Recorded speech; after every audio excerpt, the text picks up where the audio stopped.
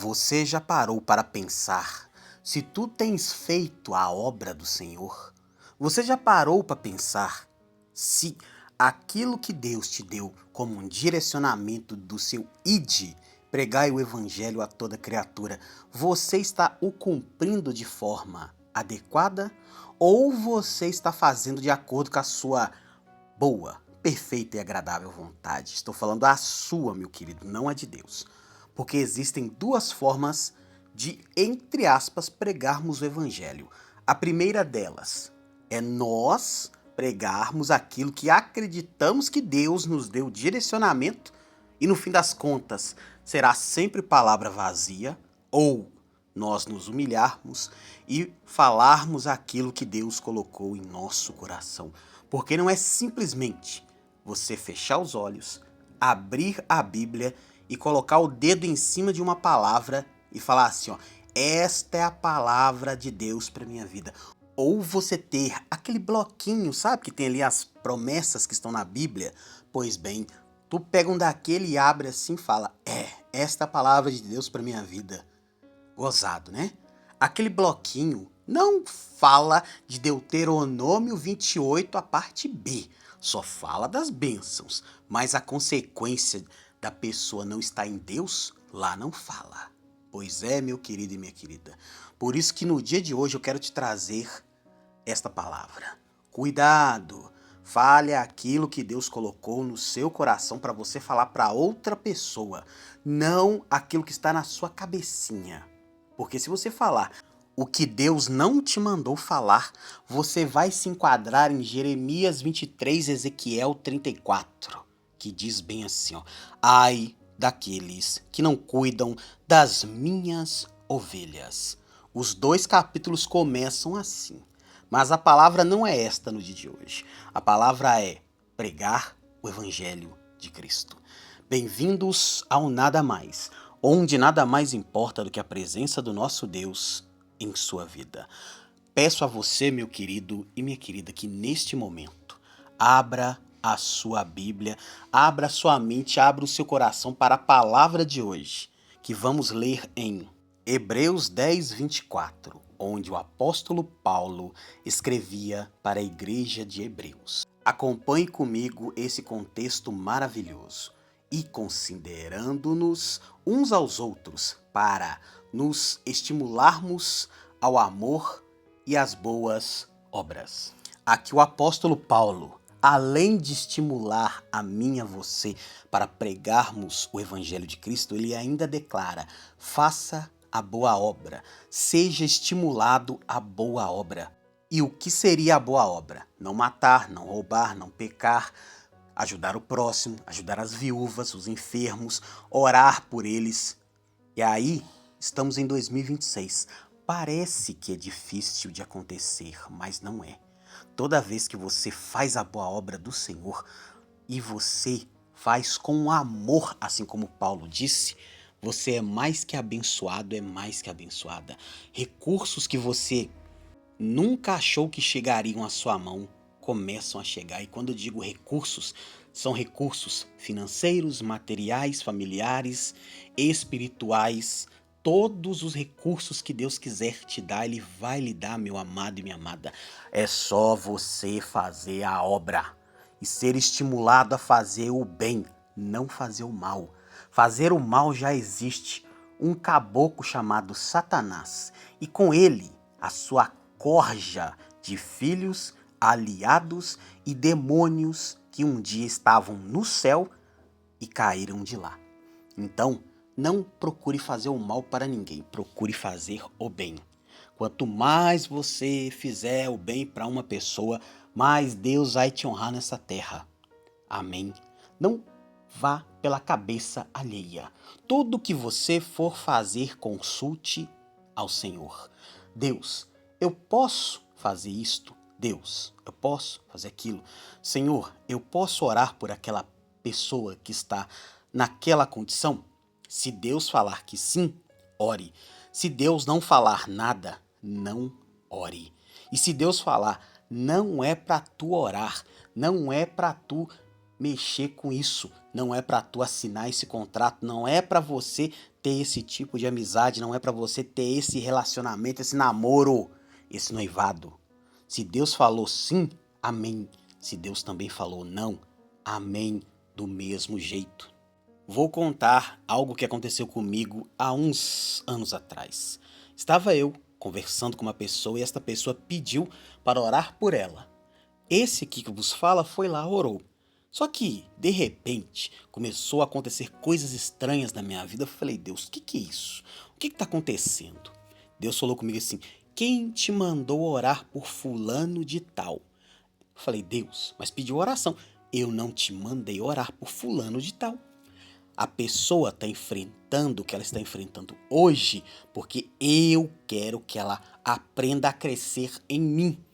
Esse negócio de você e outras pessoas estarem orando por ela não é da minha vontade. Queridos, imediatamente eu parei de orar pela pessoa. E a pessoa, da última vez que a gente conversou, falou comigo assim, mas por que você não ora por mim? Eu fui e falei, porque da última vez que eu orei, Deus falou que não era para mim orar por você. Então, como obediente à palavra do Senhor e à voz do Espírito Santo, falei, não vou orar, Deus. Ali não orei, deixei quieto. A pessoa ficou com raiva e nunca mais falou comigo. Glória a Deus por isso. E sabe por quê, meus queridos? Porque se você assumir um BO que não é teu, você vai se lascar todinho. Quantas vezes do Antigo Testamento ao Novo, homens de Deus, mulheres de Deus assumiram um BO grande para sua vida e se ferraram. Quer o mais assim conhecido de todos? Davi. Davi foi lá e se deitou com Betseba, mulher que era casada com Urias. Davi assumiu uma responsabilidade que não era dele. Davi foi lá e falou assim, tá bom, tá pra guerra, eu vou ficar com a mulher dele, a gente vai ter um relacionamento ali, uma coisa assim, tipo, igual no dia de hoje. O cara vai lá, faz o que faz, dispensa a mulher e já era. Davi fez isso com Betseba, só que a consequência veio, né? Ele engravidou Betseba, ele tentou jogar o filho da barriga de Betseba pra cima de Urias. Urias bebeu ali enquanto comia com ele no palácio.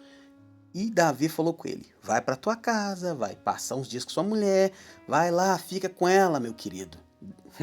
Urias foi? Foi nada, ficou ali na porta do castelo de Davi, vigiando, acreditando que os inimigos poderiam tentar invadir o castelo. E por lá ele dormiu na porta. Davi bolou um plano, não foi nem um plano, é um plano. Um plano maquiavélico. O que ele fez? Mandou uma carta para Joabe, seu general e seu sobrinho, para colocar Urias na frente do campo de batalha. O que aconteceu? Urias foi eliminado pelos inimigos e Davi foi lá e casou-se com Betseba. Plano perfeito, não é? Só que deu errado. Ele achou que ia enganar o povo, mas de Deus ninguém engana e ninguém zomba. Deus está de olho. E por causa desse plano maligno, Davi pagou um preço, sua casa pagou um preço, seus filhos mais velhos pagaram um preço que ninguém gostaria que seu filho hoje em dia pagasse. Tudo por quê? Porque Davi desobedeceu uma ordem direta de Deus. Eu quero te fazer uma pergunta. O que tu prefere hoje? Obedecer a Deus ou fazer as tuas vontades? Porque todos nós sabemos, aquele que faz a sua vontade, qual é o destino dele? Não é um destino legal. Que fique bem claro isto. É um destino perigoso. Davi nem deveria ter olhado Betseba, e muito menos ele estar no palácio naquele dia que ele se deitou com ela, no horário do almoço, era para ele estar no campo de batalha. Não, ele dormiu até tarde, assim como a Bíblia nos fala, e aí ele foi lá, viu Betseba e falou, por que não? Deitou-se com uma mulher casada. E muitos, igual já escutei aqui em Belo Horizonte, na Praça da Rodoviária, escutei um pregador falando que Davi violentou Betseba. Eu olhei assim e falei, como? Davi não violentou Betseba. Betseba se deitou com Davi porque ela quis. Ele não a obriga a fazer aquilo que ela não quis. E Deus, no dia de hoje, está te fazendo a pergunta: o que você prefere, fazer a tua vontade ou fazer a vontade do teu Pai? Porque Ele vai te levantar, Ele vai te colocar de pé, Ele anseia por isto. Preste atenção no que está escrito no livro de Isaías, capítulo 60, verso número 1. Veja como Deus fortaleceu Isaías naquele tempo e vai te fortalecer no tempo de hoje. Levanta-te, resplandece, porque vem a tua luz, e a glória do Senhor vai nascendo sobre ti. O Espírito Santo que habita dentro de você está falando contigo no dia de hoje. Vem fazer a minha obra, porque se você fizer a minha obra do jeito que você está aí, deitado, de pé, prostrado, adorando ou não, Ele vai resplandecer sobre ti, vai colocar a luz dele para brilhar em ti e você vai ficar de pé. Amém. Ponha-te de pé, meu amado e minha amada. Deixa Deus trabalhar na sua vida. Permita que Ele seja o seu guia. Permita que Deus ministre sobre a sua vida cura, libertação, transformação. E tudo isso acontece, sabe de onde? De dentro para fora. Não é de fora para dentro. Porque a transformação que nós temos que ter é na nossa alma, no nosso espírito e principalmente na nossa mente e no nosso coração. Fora disso, não há transformação. A transformação em Deus nunca é de fora para dentro. Ela é de dentro para fora. Paulo, quando encontrou com Jesus no caminho de Damasco, escrito lá no livro de Atos, a transformação de Paulo veio de dentro para fora. Quando ela veio de dentro para fora, ele trocou as vestes que ele vinha naquela época para vestes de humilhação, vestes humildes. Amém? É isso que você tem que ter na sua cabeça. A transformação vem de dentro para fora, não de fora para dentro. Porque de fora para dentro é fácil demais. Eu posso vestir um terno, gravata, todo social, pegar a minha Bíblia, colocar debaixo do braço e ir para a igreja. Só que o que está lá dentro de mim não condiz com a aparência que está na externa. Amém? A transformação vem de dentro de você, de dentro de mim, de dentro de nós. Por isso, neste exato momento, convido você a fechar os seus olhos, orarmos ao Senhor e vamos pedir a Ele para que a verdade venha se cumprir em nossa vida. E qual a verdade? Aquilo que Ele quer que nós, como seus filhos e filhas, que já entendemos que a palavra dele tem que se cumprir na nossa vida e na vida de outras pessoas, através de nós, venha se cumprir. Amém. Oremos. Pai querido, em nome de Jesus, neste momento, clamamos e pedimos ao Senhor. Derrama sobre nós, Senhor, a verdade que transforma e que liberta. E nós, como teus filhos e filhas, vamos transferir esta verdade que transforma e liberta para outras pessoas em o nome de Jesus Cristo. Louvado e engrandecido é o teu nome, Pai. O Senhor é bom e a sua misericórdia dura para todo sempre. Exaltado é o Senhor. O Senhor é bom, Pai, e sempre será bom. Nós, seus filhos, que somos os errados, somos os pecadores, que nos arrependemos diariamente. É melhor, Pai, nos arrependermos e ter a misericórdia do Senhor em nossa vida, mesmo que for por um dia, do que 1000 dias fora da tua vontade. Um dia na tua presença é melhor do que 1000 fora da tua presença. Por mais lindo, maravilhoso seja o mundo, a tua presença é o que nos basta. E não existe nada que parece com a sua boa, perfeita e agradável vontade neste mundo tenebroso. Obrigado, querido Deus, eterno, glorioso, majestoso Deus. Em nome de Jesus. Amém. E graças a Deus. Se você foi abençoado, abençoada com esta palavra, peço a você que se inscreva aqui no canal, curta, comenta, compartilhe e envie para pelo menos 10 pessoas. Amém?